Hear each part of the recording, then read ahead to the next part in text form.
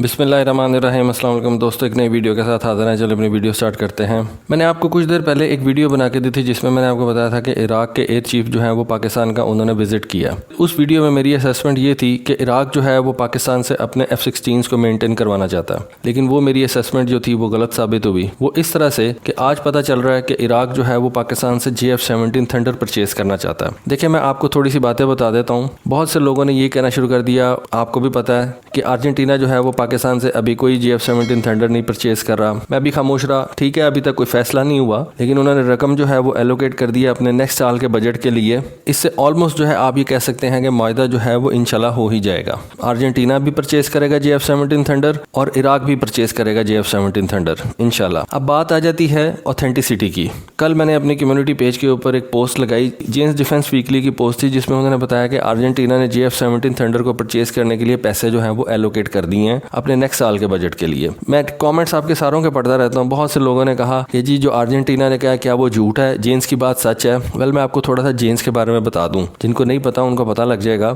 दुनिया में defence equipment के जितने भी ओपन सोर्स इंटेलिजेंस है, उनमें से जो सबसे बेहतरीन समझी जाती है वो जेन्स डिफेंस वीकली की है। अगर कभी आपका इत्तेफाक हो इस जेन्स डिफेंस वीकली को सब्सक्राइब करने का, तो वो आपसे बहुत सी चीजें पूछेंगे। वो आपसे सबसे पहले तो ये पूछेंगे क्या आप स्टूडेंट हैं, क्या आप कोई ब्यूरोक्रेट हैं, क्या आप किसी भी कंट्री के हेड हैं, यानी कि या प्रेसिडेंट हैं या प्राइम मिनिस्टर हैं, या वो आपसे पूछेंगे कि क्या आप कोई मिलिट्री पर्सनल है। उन्होंने बहुत ज़्यादा ऑप्शंस दी होती है। एक दफ़ा मैंने इसको सब्सक्राइब करने के लिए इसके पेज पे गया तो उन्होंने मुझसे पूछा कि भैया आप हो क्या। सबसे पहले तो ये बताओ, इस जेन्स डिफेंस वीकली को जो है वो दुनिया के बड़े बड़े लोग जो है वो सब्सक्राइब करते हैं, क्योंकि ये जेन्स डिफेंस वीकली जो है ये आपको ऑथेंटिक खबर देता है और इसकी खबर जो है वो मानी जाती है, और इसकी जो वेपन्स की इंटेलिजेंस होती है वो दुनिया में सबसे ज़्यादा मुस्तनद मानी जाती है। अगर जेन्स डिफेंस वीकली ये कह दे कि एमरैम की जो रेंज है वो 120 किलोमीटर है, तो आप समझ लें कि एमरैम की रेंज 120, 21, 22 ही होगी। एग्जैक्ट रेंज तो फिर भी अमेरिकन एयरफोर्स को ही पता होगी या जो कंट्रीज इसको इस्तेमाल करती हैं, लेकिन जेन्स की जो इंटेलिजेंस होगी उसके अंदर सिर्फ 19-20 का फर्क होगा। ये बेसिकली एक इंग्लिश खातून थी जिसने ये शुरू किया था सारा मामला,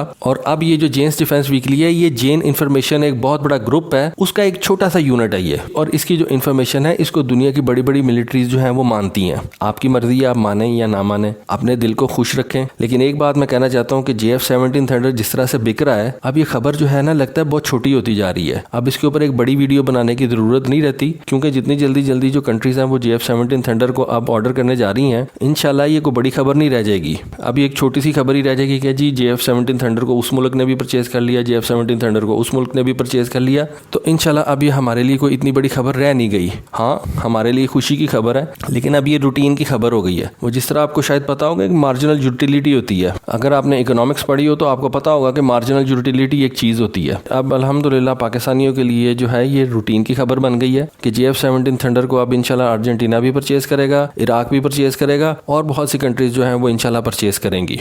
अगली खबर जो है वो B-52 के बारे में है। बहुत देर से अमेरिकन एयरफोर्स जो है वो ये सोच रही थी कि B-52 के जो इंजन हैं उनको तब्दील कर दे। जैसा कि मैं अपनी पिछली वीडियोस में आपको बताता चला आया हूँ कि अमेरिकन एयरफोर्स का जो स्ट्रेटेजिक बॉम्बर विंग है उसका नंबर काफ़ी ज़्यादा डिप्लीट होता जा रहा है। B-1B बॉम्बर्स हैं वो बहुत ज़्यादा ख़त्म हो गए हैं। आप कह सकते हैं कि वो ऑलमोस्ट रिटायर हो गए हैं। B-2 की तादाद बहुत थोड़ी है, तकरीबन 20 के करीब है। उनमें से एक जो है उसका एक्सीडेंट हो गया। अब सिर्फ अमेरिकन एयरफोर्स के पास जो स्ट्रेटेजिक बॉम्बर्स बचे हैं उनमें B-52 हैं और कुछ B-2s हैं। B-1B तो आप कह सकते हैं कि उन्होंने ऑलमोस्ट रिटायर कर दिए हैं। लेकिन B-52 का एक बहुत बड़ा मसला ये था कि उसका जो इंजन था वो बहुत ज़्यादा पुराना था, और उसको मेंटेन करना जो था वो बहुत ज़्यादा महंगा होता जा रहा था, क्योंकि इतने पुराने पार्ट्स जो थे वो उनको अमेरिकन एयरफोर्स को मिल नहीं रहे थे। बोंजियार्ड में पड़े हुए B-52s जो थे उनके वो इंजन पार्ट्स निकाल के तो अपने ऑपरेशनल B-52s के इंजन में लगाते थे, लेकिन बोंजियार्ड के अंदर भी अब B-52s इतने ज़्यादा नहीं रह गए हुए थे कि जिनको वो मज़ीद इस्तेमाल कर सकें।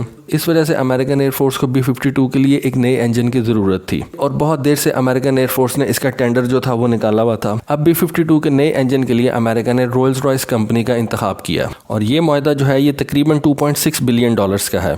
इस मुआहदे के तहत रोल्स रॉयस कंपनी जो है वो तकरीबन 608 कमर्शियल इंजन जो है वो बनाएगी B-52 के लिए, और 2038 तक ये 608 इंजन जो है ये अमेरिकन एयरफोर्स को फराहम किए जाएंगे। अब यहाँ पे एक बड़ी मजे की बात है, अगर शायद आपको पता हो कि B-52 की फर्स्ट फ्लाइट को जो है वो तकरीबन 70 साल हो गए हैं। अब अगर 2038 तक अमेरिकन एयरफोर्स को इसके इंजन्स मिलते रहेंगे तो आप ये इजीली कह सकते हैं कि ये जहाज जो है ये अगले 50, 60, 70 साल तक भी चलेगा, जिससे हम ये इजीली कह सकते हैं कि ये जहाज न सिर्फ 100 साल पूरे करेगा बल्कि ये 150 साल तक अमेरिकन एयरफोर्स के साथ सर्विस में रहेगा। एक जहाज के लिए किसी भी एयरफोर्स के साथ इतना ज़्यादा चलना ये बहुत बड़ी अचीवमेंट है और ये अब नज़र आ रहा है कि B-52 जो है वो अगले 50, 60, 70 साल जो है वो अमेरिकन एयरफोर्स के साथ रहेगा।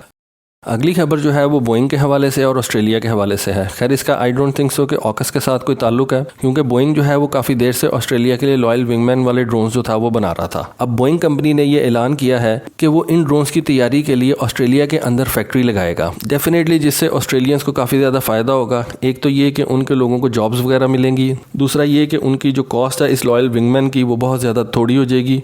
एक तो उनके अपने लोग इसको बनाएंगे, उनको पे उनको अपनी लोकल करेंसी में करना पड़ेगा और साथ ऑस्ट्रेलिया की एविएशन इंडस्ट्री की एक बेस भी बन जाएगी। तो ऑस्ट्रेलिया के लिए तो ये एक बहुत अच्छा फैसला है कि बोइंग जो है वो अपने लॉयल विंगमैन्स की जो तैयारी है वो ऑस्ट्रेलिया के अंदर ही करेगी, क्योंकि ऑस्ट्रेलियन एयरफोर्स जो है उसी का ये प्रोजेक्ट है, उसी ने इसको इस्तेमाल करना है। तो दोनों पार्टीज यानी कि बोइंग और ऑस्ट्रेलिया के लिए एक विन विन सिचुएशन है और हो सकता है कि आने वाले दिनों के अंदर बोइंग इस लॉयल विंगमैन का किसी और कंट्री के साथ भी मुआहदा कर ले, और चूंकि इस ड्रोन की जो तैयारी है वो ऑस्ट्रेलिया में कर रहा होगा तो ऑस्ट्रेलियन एक्सपोर्ट्स जो हैं वो बढ़ेंगी।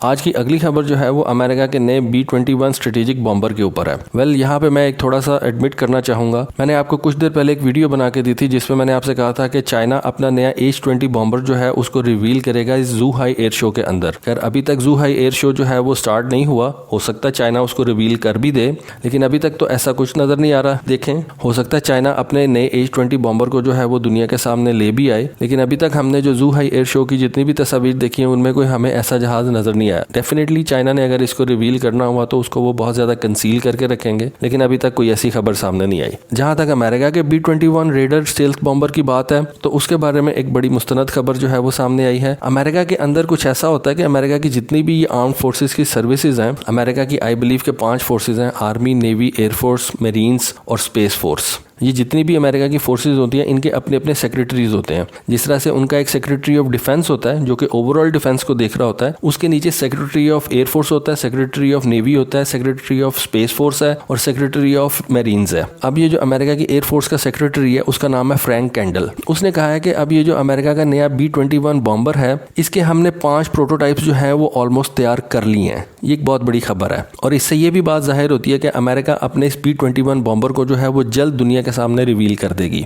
मेरा ख्याल था कि चाइना अपने H-20 बॉम्बर को अमेरिका के B-21 रेडर के साथ रिवील करेगा और ज़ूहाई एयर शो की जो खबरें आ रही थी कि वो ज़ूहाई एयर शो के ऊपर इसको रिलीज करेगा, लेकिन लगता ऐसे है कि अमेरिका जो है वो जल्द अपने B-21 बॉम्बर को दुनिया के सामने रिवील कर देगा और उसने उसके 5 प्रोटोटाइप्स जो है वो ऑलरेडी बना लिए हुए हैं। B-21 बॉम्बर के बारे में मैं आपको थोड़ा सा बता दूं, इसके अंदर वो डेफिनेटली एडवांस टेक्नोलॉजीज लेके आएंगे। ये इसी तरह ये है कि B-2 जो था उसको आप F-22 समझ लें और ये जो B-21 है इसको आप F-35 समझ लें। B-21 रेडर को भी नॉर्थरॉप ग्रमन कंपनी बना रही है, B-2 को भी नॉर्थरॉप ग्रमन कंपनी ने ही बनाया था। डेफिनेटली उनका स्टेल्थ बॉम्बर के अंदर जो एक्सपीरियंस है वो बहुत ज़्यादा है, इस वजह से अमेरिकन एयरफोर्स ने उन्हीं को ये ऑर्डर दिया कि आप हमें एक नया B-21 स्टेल्थ बॉम्बर जो है वो बना के दें। लेकिन शायद आपको पता हो कि जब अमेरिका ने अपना B-2 स्टेल्थ बॉम्बर जो था वो दुनिया के सामने रिवील किया था तो उस वक्त भी अमेरिका ने उसके 6 प्रोटोटाइप्स जो थे वो बना लिए हुए थे, लेकिन अल्टीमेटली अमेरिकन एयरफोर्स ने सिर्फ उसके 21 यूनिट्स जो थे वो परचेज किए थे, बहुत थोड़ी तादाद के अंदर उसको परचेज किया था।